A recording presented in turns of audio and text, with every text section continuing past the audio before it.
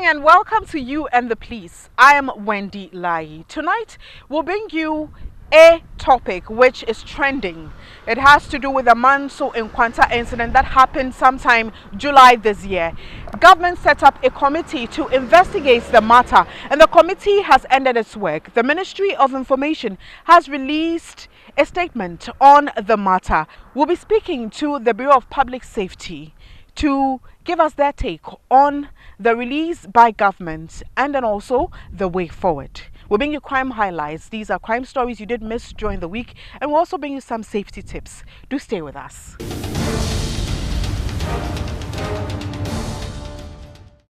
It's now time for crime highlights, and these are crime stories you might have missed during the week.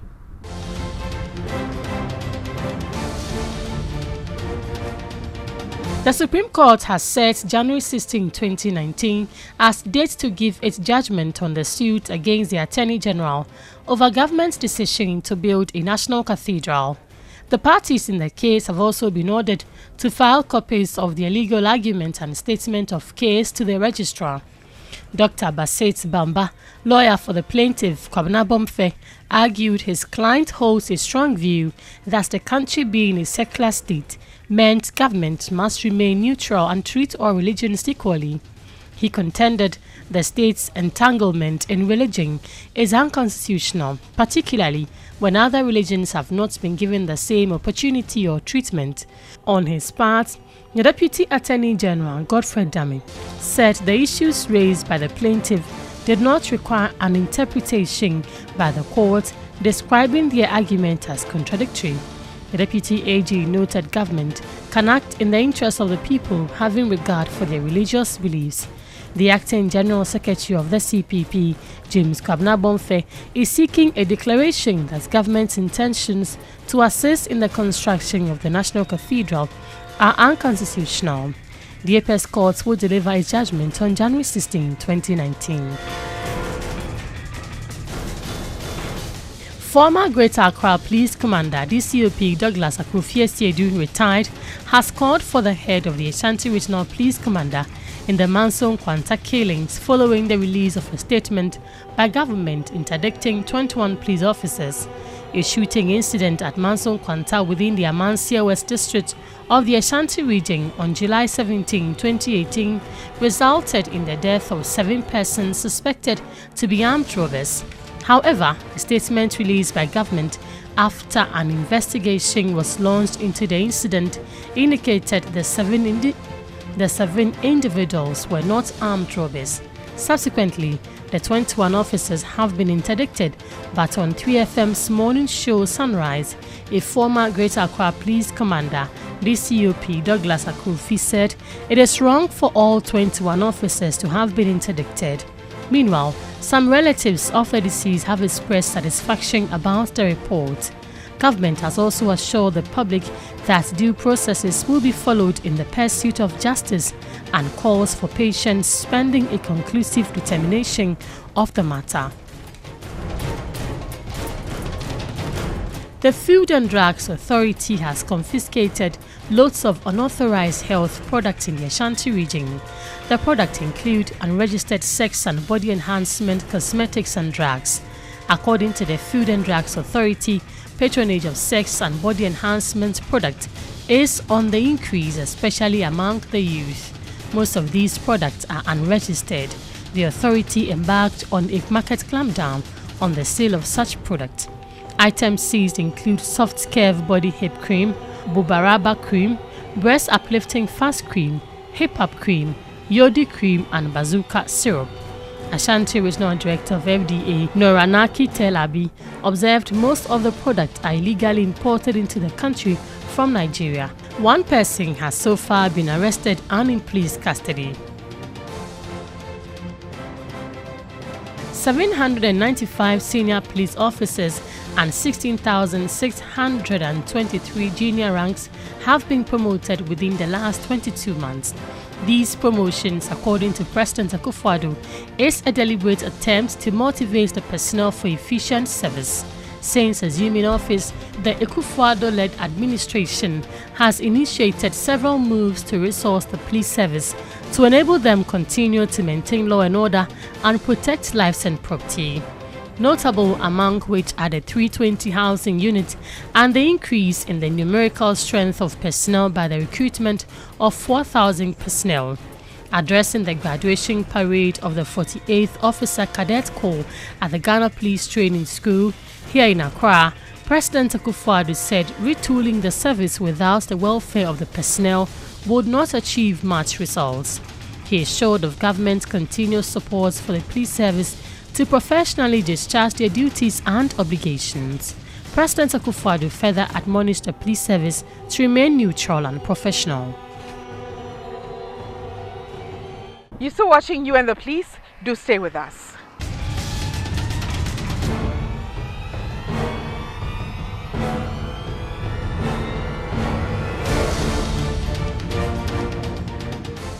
For our topic of the week tonight, we're heading straight to the Ashanti region. Why are we going there? Now, there was an incident that happened there, specifically at Manso Nkwanta in July this year, which had to do with the shooting and killing of 7 persons. Government set up a committee to investigate the issue, and the committee has ended its work. The Ministry of Information has released a report on the findings, although the official report has not been published. Tonight, I will be speaking to the Executive Director of the Bureau of Public Safety for his take on government statement and as well as the way forward and how best we can deal with issues like this when they come up. Do stay. Some relatives of the deceased who spoke to TV3 say they are satisfied with the report. Since the onset of this tragedy which befall us, we the family have always maintained our standard. Our brothers are innocent and they have never ever involved themselves in the activities that will demean what? Their personality. And then that report, they say they are going to compensate to the family. So we are waiting for implementation of the report. We are all happy about the statement that government has come out with.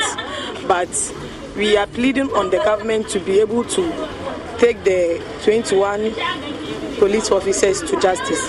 Maybe they will say that they will take them to justice, but after they brought it into the media, and they will not do anything after that.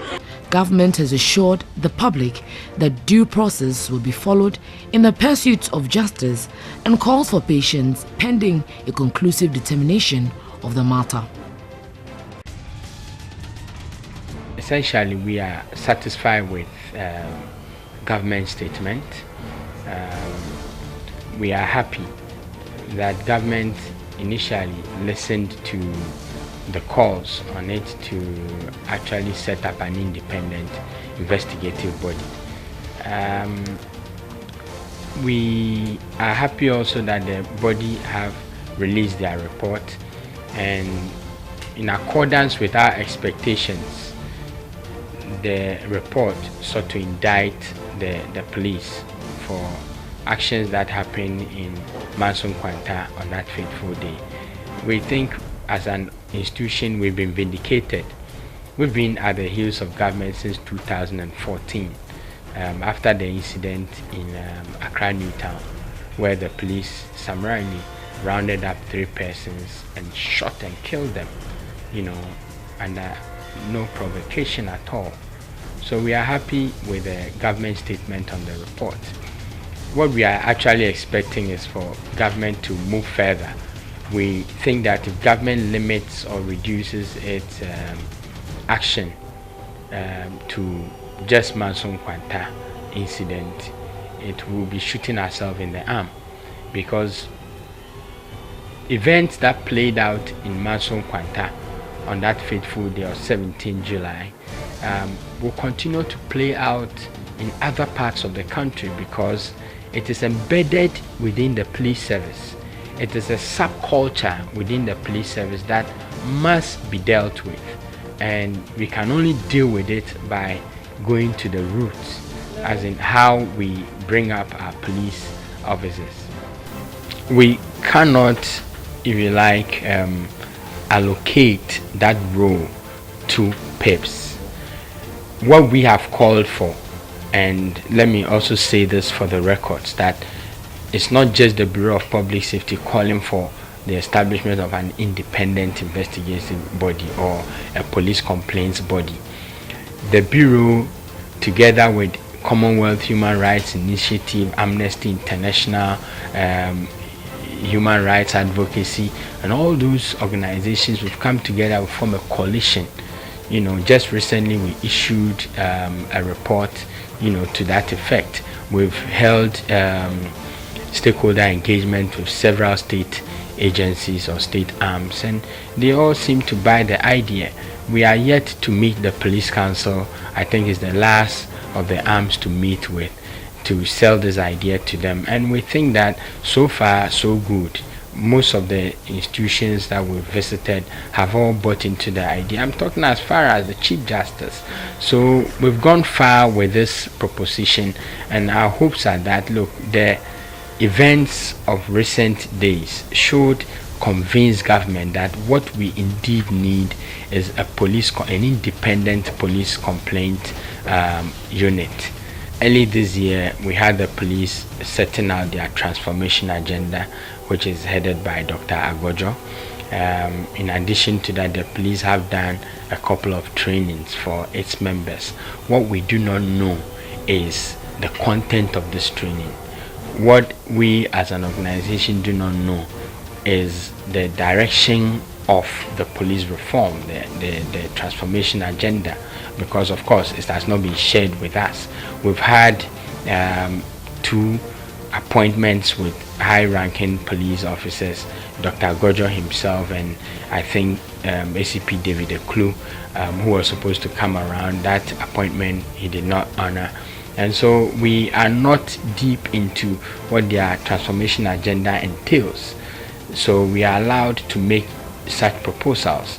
What we know is that between January and June of this year, out of 122 police interventions that have been reported in the media, 70 of them ended violently.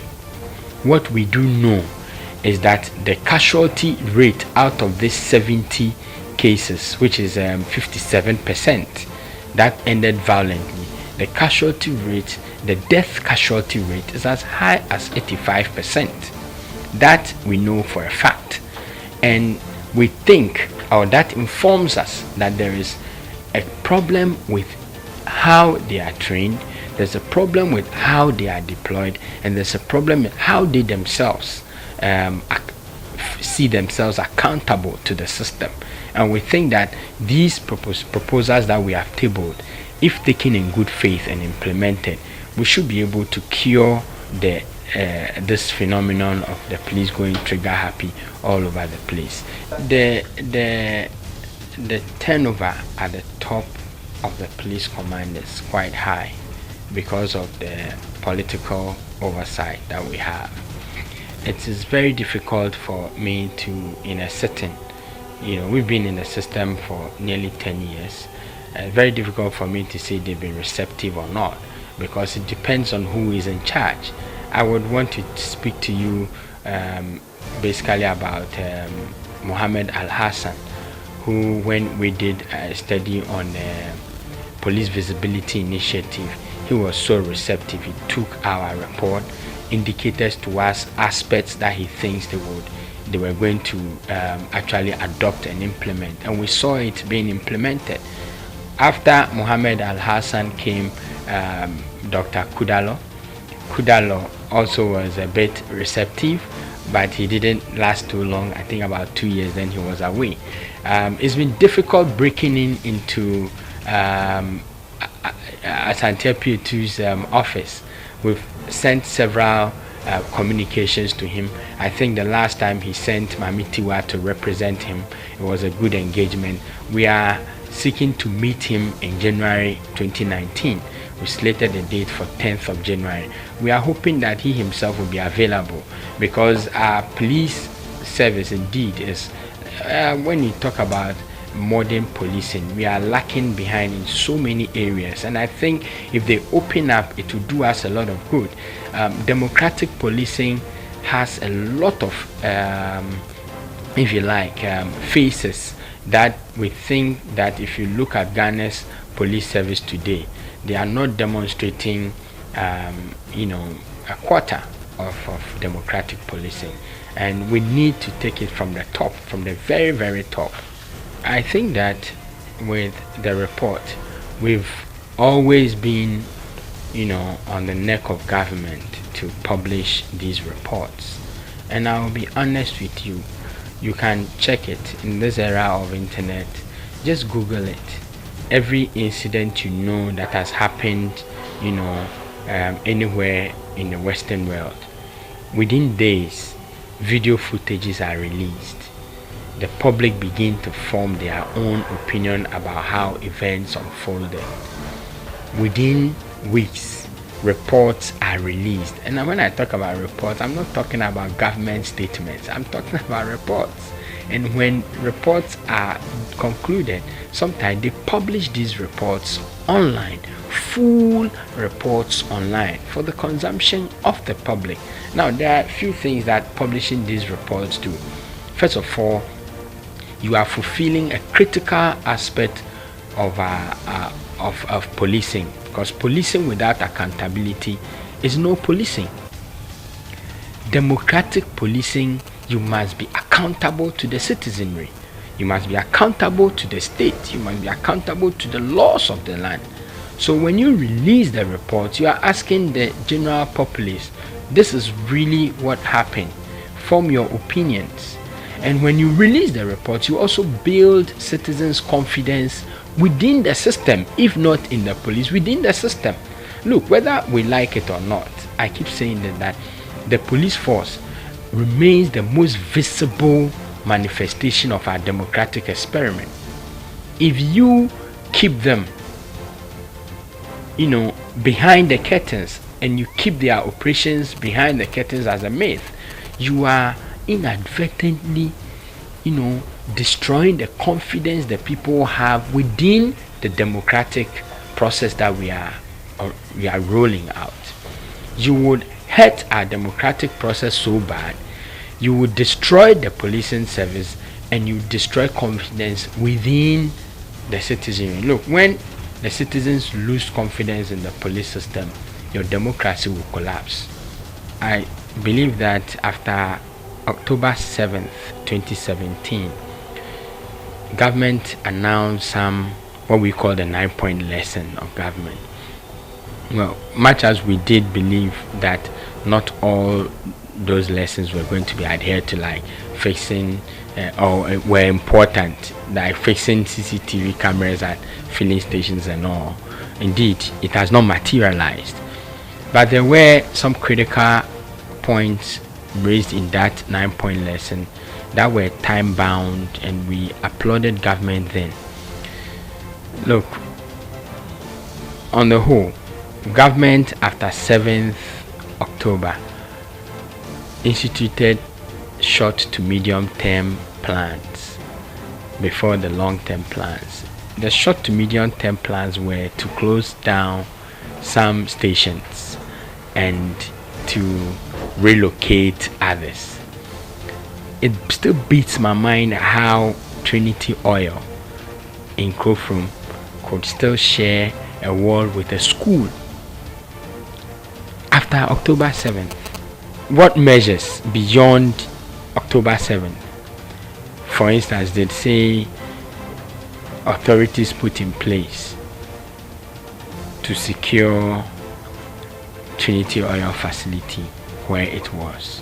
When disasters happen, I have taught my family that when you hear disaster happening, forget about going to have a look. Just escape, run away to safety. Wherever you think there is safety, run there. It just doesn't make sense for people to be trooping in, towards a disaster scene. But it happens because our first responders, the emergency service agencies, most often arrive a bit late. And look, we can't be too hard on them. They would always arrive a bit late. I mean, if 2 minutes can be late, 3 minutes can be late, We just need the citizens to know that it is no use rushing there. You compound the problem, because time that they would have used to go and fight the fire, they will now have to use that time driving people away from the scene, and it just doesn't make sense.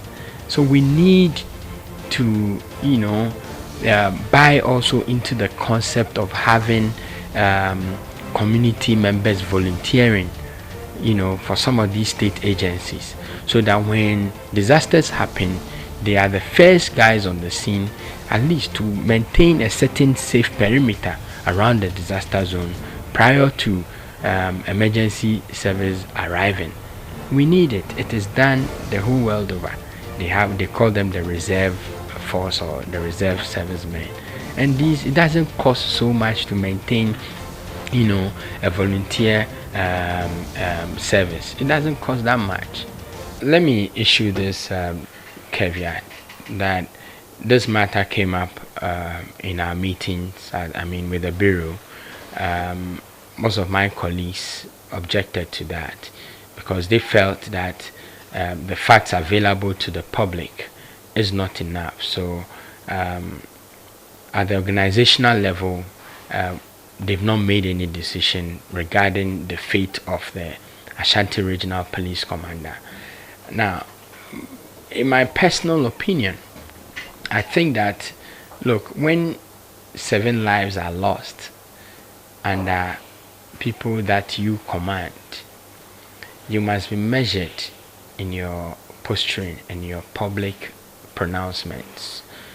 It is okay for him to hold a press conference. We would have wanted him to keep his utterances open, but to come out bluntly to say these guys were armed robbers is a statement of fact. We should not have a commander saying things that do not reflect the facts on the ground. So we need him to establish for us what was the basis of his statement that they were armed robbers. 2, he said that they shot at the police. The investigation, at least the government statement, indicates that the committee did not find any such facts in sync with what the police commander said. That is another fact which has not been proven. He showcased a couple of arms and ammunitions which he claimed came from these boys or men who had been shot. Again, we need the report to appreciate whether those ones too can be substantiated in facts. Now, if you make such sweeping statements in the thick of an incident like this, when we have 7 homes and more, a whole community up in arms, and only for a few weeks later for it to turn out that they were not facts, there is no reason why you should remain at post. Look, policing, you need public confidence and cooperation to police a nation. When you have commanders who speak based on feelings, not on facts, when you have commanders who speak based on rumors, not on facts, they have no business holding on to their badges. Personally, I think the Ashanti Regional Commander would do himself and the Ghana Police Service a lot of good if he turns in his badge. And if he doesn't, I think that it would be appropriate for David Apetu IG to fire him. He must be fired. There is no reason why he should remain at post.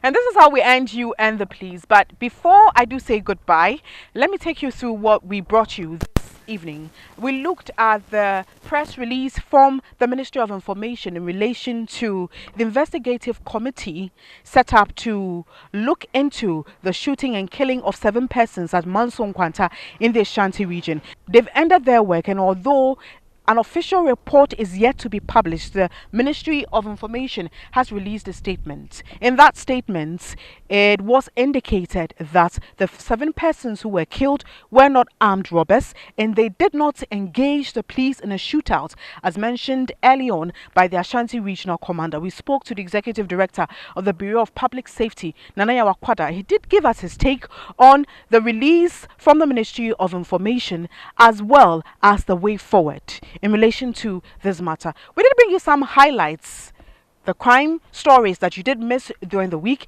and also some safety tips. My name is Wendy Lai. Thanks for watching. Do join us again same time next week, Friday.